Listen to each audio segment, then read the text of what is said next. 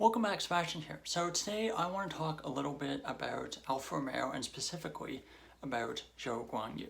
So last week before the Singapore Grand Prix, Alfa Romeo confirmed that Zhou Guanyu would be returning to the team for next year, for 2024, partnering Valtteri Bottas. I know in the lead up to this, there was a lot of discussion in the media and online about who should take that seat for next year.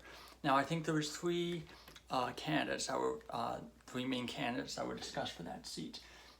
Of course, Zhou Guanyu retaining his seat for next year, Théo Pourchaire, Formula 2 driver and member of the Sauber Driver Academy, and Felipe Drugovich, Brazilian driver, reserve driver for Aston Martin this year.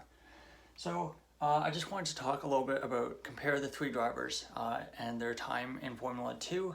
And then maybe go over a little bit of data, compare for Zhou in his time in F1, and then just give my thoughts at the end as well.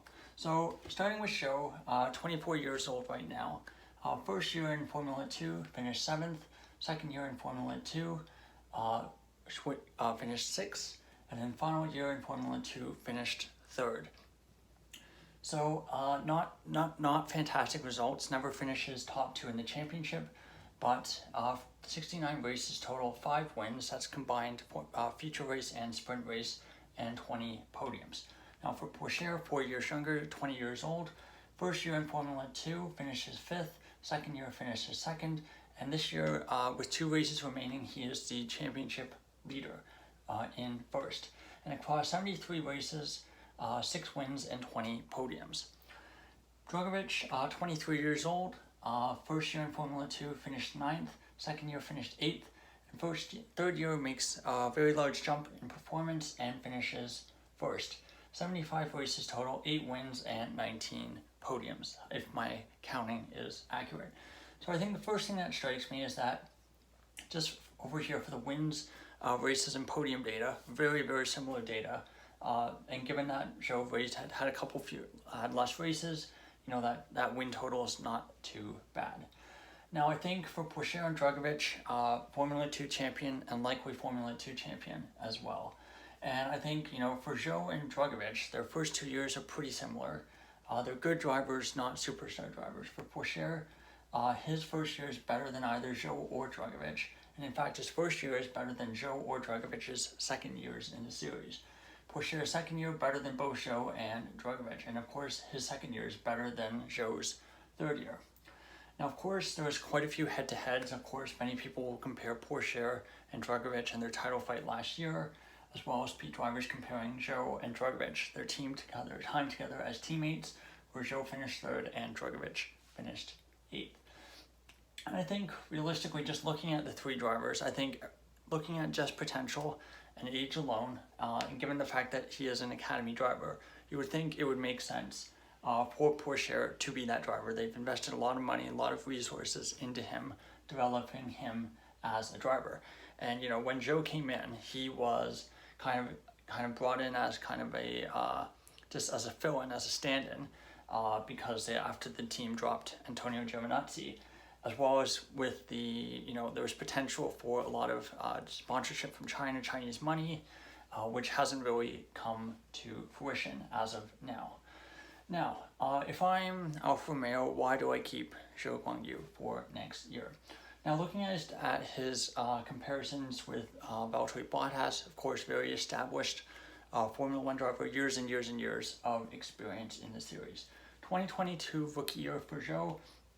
The team starts out quite strongly, one of the decent midfield team last year. But as the year goes on, the team kind of gets worse and worse and worse. And by the second half of the season, they're 7th, 8th, 9th fastest team on average. So, as Zhou is progressing as a driver and he's getting better and better, there's unfortunately less opportunities to score points to kind of claw back that points deficit. So at the end of the year, 49 points for Bottas, 6 points for Zhou. In terms of average finishing position, 9.9 for Bottas, 12.8 for Zhou. So that's about 3 positions difference, pretty large difference in Formula 1 terms, and that was definitely, for me, something that Zhou had to improve a lot this year. Qualifying head-to-head, 14-8 in favor of Bottas with an average qualifying delta of 0.211, which is honestly not too bad given Bottas's reputation as a really good qualifier. 2023, unfortunately, Alfa Romeo's car is not particularly good. Never really reaches the heights that it had at the start of last year. And through basically most 2/3 of the season, Bottas has 6 points, Zhou has 4 points. So really close in terms of points.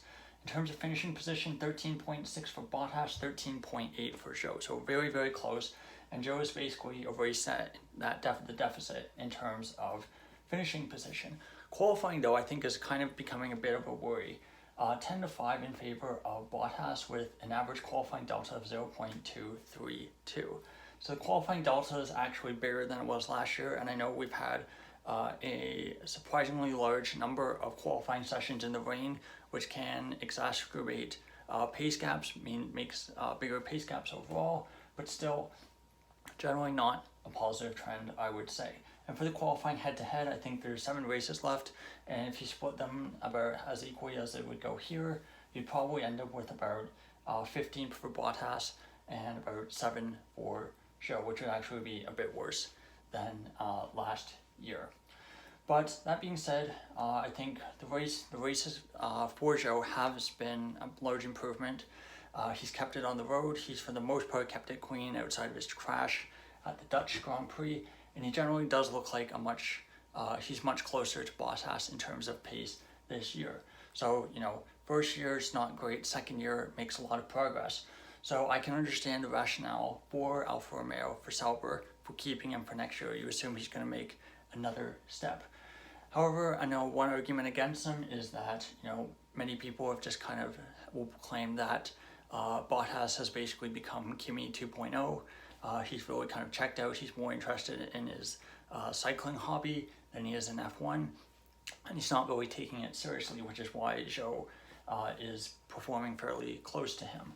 And, it's really, unfortunately in F1, it's really a chicken and egg situation where, because we're so reliant on data between teammates, it's really hard to give estimates of how good a driver is relative to drivers who aren't their teammates.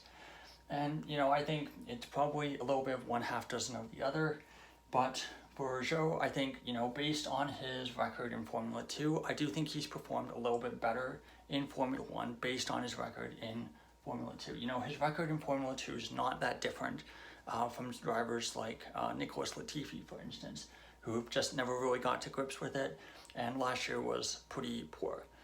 Now, for Alfa Romeo, I think, if you're with this new situation that we have now with the cost cap and very limited testing, I can understand why you would want to keep the driver, your known quantity, your driver that because you don't have to worry about lots of damages from crashes, which rookies are unfortunately prone to, and Pourchaire's definitely had his fair share of crashes in Formula 2.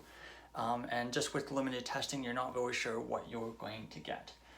I think for F1, there's a real push to keep Zhou on the grid to kind of fill that Chinese market, which, I think I'm not really a fan of F1 Liberty Media trying to fill seats based on nationality. I think it should be the 20 best drivers in the world, 20 best drivers on the grid.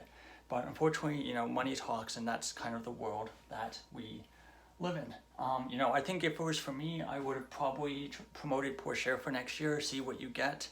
And I think for Zhou, he was performing decently well. I think, next year or maybe the year later, he may have been able to get a seat in F1 at another team. So that's kind of my look at Alfa Romeo's situation and why they decided to keep Zhou Guanyu for 2024.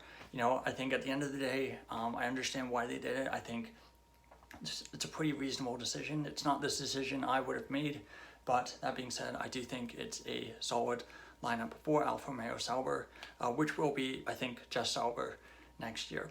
So thank you so much for watching. Please like and subscribe if you enjoyed the video, and I'll come back for the next one, which will be the Japanese Grand Prix preview coming out tomorrow. Goodbye.